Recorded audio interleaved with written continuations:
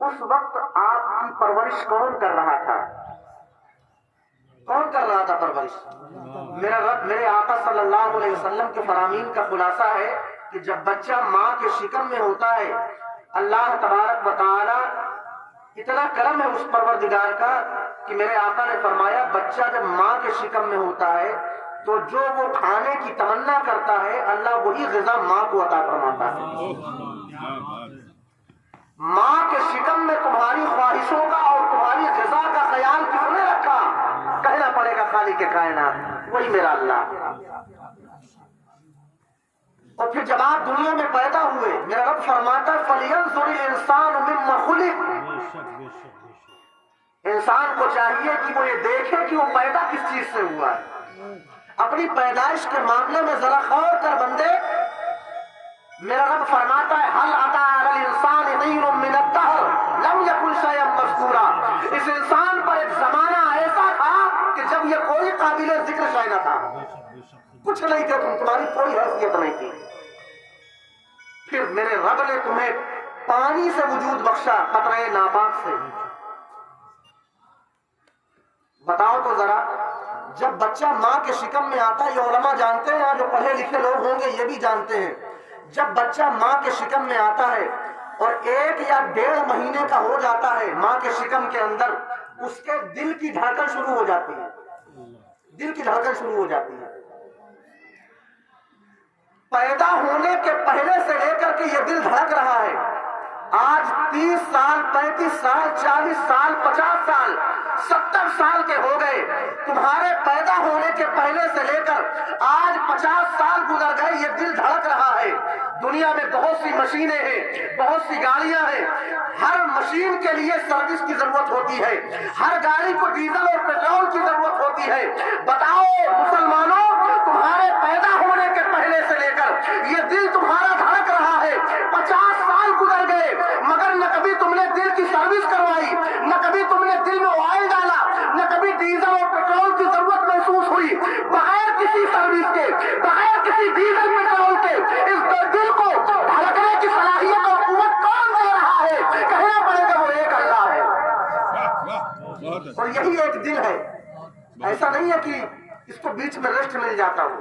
میرا رب فرماتا ما جعل اللہ لرجل من قلبین فی جوفہ، ہم نے کسی انسان کے سینے میں 2 دل نہیں بنائے، وہی ایک دل ہے۔ پیدا ہونے کے پہلے سے لے کر دھڑک رہا ہے، اور جب تک جیو گے تب تک دھڑکے گا۔ کبھی اس میں کوئی خرابی نہیں آئی۔ یہ کرم کس کا ہے؟ یہ قدرت کس کی ہے؟ اما اللہ کا نام لینے میں بھی آپ حیا کر رہے ہیں؟ بولے نا اللہ اللہ، یہ کرم ہے میرے رب کا۔ آپ کو معلوم ہے کہ میرے رب کا نام اتنا پیارا ہے، خدا کی قسم۔ میں یہاں تھوڑا سا 1-2 منٹ کی بات کر دوں۔ ہمارے یہاں درس نظامی مدرسوں میں پڑھایا جاتا ہے، اور اس میں ایک چیپٹر ہوتا ہے علم نحو کا۔ علم نحو کے بہت بڑے امام گزرے، امام سیبوی۔ شاید یہ بات آپ کو سمجھ نہ آئے، لیکن یہ سوچ کر سبحان اللہ کہہ دیجئے گا کہ ہمارے اور آپ کے رب کی بات ہو رہی ہے۔ امام سیبوی نحو کے بہت بڑے امام۔ جماعت علماء میں سے کچھ علماء نے کہا کہ لفظ اللہ نکرہ ہے۔ آپ کو سمجھ میں نہیں آئے گا، لیکن بغیر سمجھے سبحان اللہ۔ کسی نے کہا لفظ اللہ نکرہ ہے، کسی نے جماعت نے، علماء کی ایک جماعت نے کہا لفظ اللہ نکرہ ہے، علماء کی دوسری جماعت نے کہا لفظ اللہ معرفہ ہے۔ علماء کی ایک جماعت نکرہ بتا رہی تھی، علماء کی دوسری جماعت معرفہ بتا رہی تھی۔ لیکن جب بات امام سیبوی تک پہنچی تو امام سیبوی نے کہا کہ لفظ اللہ نہ نکرہ ہے نہ معرفہ ہے، بلکہ لفظ اللہ عارف المعارف ہے۔ عارف المعارف ہے، سب سے بڑا معرفہ، سمجھانے کے طور پر سب سے بڑا معرفہ۔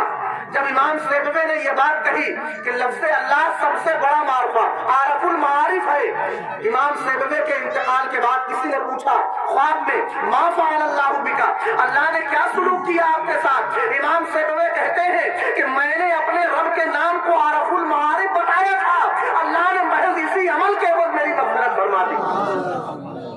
سوچو، اگر لفظ اللہ کو عارف المعارف کوئی بتا دے تو مغفرت ہو سکتی ہے، تو مسلمانوں اگر اپنی زبان سے اللہ کہہ لو تو اس کے کرم سے کیا بعید ہے کہ وہ تمہارا یہ اللہ کہنا قبول فرما لے اور اسی عمل کے سبب تمہاری مغفرت فرما دے، سبحان اللہ، اسی عمل کے سبب تمہاری مغفرت فرما دے۔ خدا کی قسم میرے رب کا نام اتنا پیارا ہے، اتنا پیارا ہے، اور پھر سوچو اس نے کرم کتنا کیا ہے ہم پر۔ میں نے بھی جب ماں کے شکم میں بچہ ہوتا ہے ایک بات کی، اب آپ سوچیں بچہ جب دنیا میں پیدا ہوا، دنیا میں آیا، ابھی وہ بچہ بڑا کمزور ہے، بڑا بولے تھوڑا بڑا کمزور ہے، وہ ابھی وہ روٹی نہیں کھا سکتا، ابھی وہ بریانی نہیں کھا سکتا، ابھی کوئی سخت چیز نہیں کھا سکتا۔ اللہ نے اس کے لیے غذا کا انتظام کیا میرا بندہ ابھی ابھی دنیا میں گیا ہے، بچہ ابھی دنیا میں آیا ہے، اللہ کی رحمت دیکھ رہی ہے کہ میرا بندہ ابھی ابھی دنیا میں آیا ہے، ابھی پیدا ہوا ہے، ابھی منہ میں دانت نہیں ہے، کوئی سخت چیز کھا نہیں سکتا۔ اللہ نے کیا انتظام کیا تمہاری غذا کا؟ اللہ نے ماں کے سینے میں تمہارے لیے غذا پیدا فرما دی، ماں کے سینے میں تمہارے لیے غذا پیدا فرما دی۔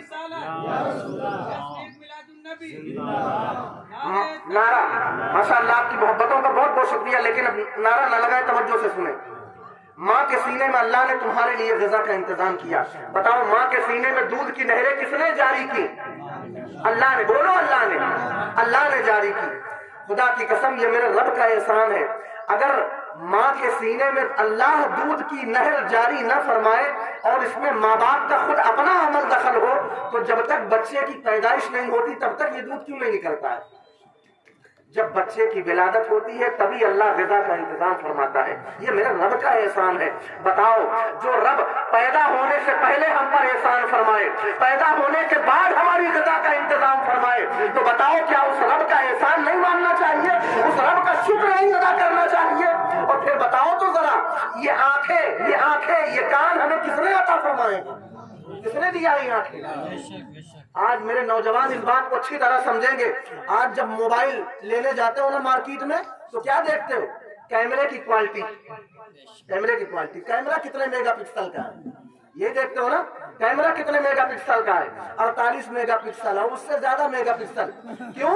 اس لیے کہ کیمرہ جتنے زیادہ میگا پکسل کا ہوگا فوٹو اتنی ہی زیادہ کلیئر آئے گی، کیمرے میں کلیئرٹی اتنی ہی زیادہ ہوگی۔ مسلمانوں 48 میگا پکسل کے کیمرے تم مارکیٹ سے خریدتے ہو، 25 ہزار کے، 30 ہزار کے موبائل خرید کر لا رہے ہو۔ ارے ذرا غور تو کرو اپنے رب کی قدرت پر، اللہ نے ان آنکھوں کی صورت میں 571 میگا پکسل کے 2 کیمرے تمہیں عطا فرمائے ہیں۔ بتاؤ یہ رب کا احسان نہیں ہے تو کیا ہے؟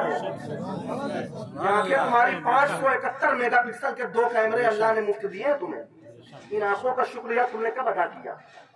ان آنکھوں کا شکریہ کب ادا کیا تم نے؟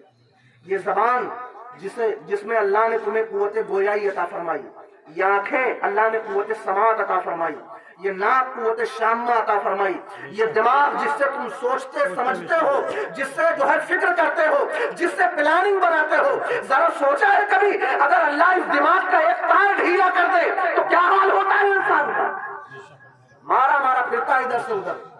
اگر ایک تار وہ ڈھیلا کر دے، ایک اسکرو ڈھیلا کر دے، بتاؤ جس رب نے اتنے احسان کیے ہیں کیا اس رب کا شکر نہیں ادا کرنا چاہیے؟ اس رب کا شکر نہیں ادا کرنا چاہیے؟ ہم اور آپ، ابھی حضرت نے فرمایا کہ ایک پارا پانے کی فرصت نہیں ہے، برادری کا خیال نہیں، دوست احباب کا خیال نہیں، رشتہ داری کا خیال نہیں۔ اما وہ انسان رشتہ داری کا کیا حق ادا کرے گا جو بندہ اپنے مولا کا حق ادا نہ کر سکے؟ پیدا ہونے کے پہلے سے لے کر کے اللہ کی نعمتوں کو استعمال کر رہا ہے، بوڑھا ہو گیا، منہ میں دانت سلامت رہی، پیٹ میں آگ سلامت رہی، مگر آج بھی اتنا وقت نہیں ہے کہ اللہ کے گھر میں جا کر 5 وقت نماز ادا کر کے اپنے رب کی بارگاہ میں سر جھکائے اور کہے سبحان ربی الاعلی۔ جو بندہ اپنے مولا کا شکریہ نہ ادا کر سکے وہ رشتہ داری کا حقوق کیا خاک ادا کرے گا؟ کتنے احسان اس رب نے کیے ہیں۔ یہ جتنی چیزیں تم کھاتے ہو، جتنی غذائیں تم استعمال کرتے ہو، چنا مٹر دال انار وغیرہ، بتاؤ یہ کون پیدا کرتا ہے؟ تمہیں کیا لگتا ہے تم جوت کے زمین سے نکالتے ہو، کھود کے بوتے ہو، جوتتے ہو، زمین سے نکالتے ہو؟ تمہیں کیا لگتا ہے ساری فصلیں زمین سے پیدا ہو رہی ہیں؟ اگر تمہیں یہی لگتا ہے کہ زمین سے نکل رہا ہے تو ذرا زمین میں کھود کر دیکھو کہاں ہے خزانہ؟ खोद डालो पूरी जमीन, कहीं कुछ नहीं मिलेगा, कुछ नहीं है। लेकिन इसी जमीन से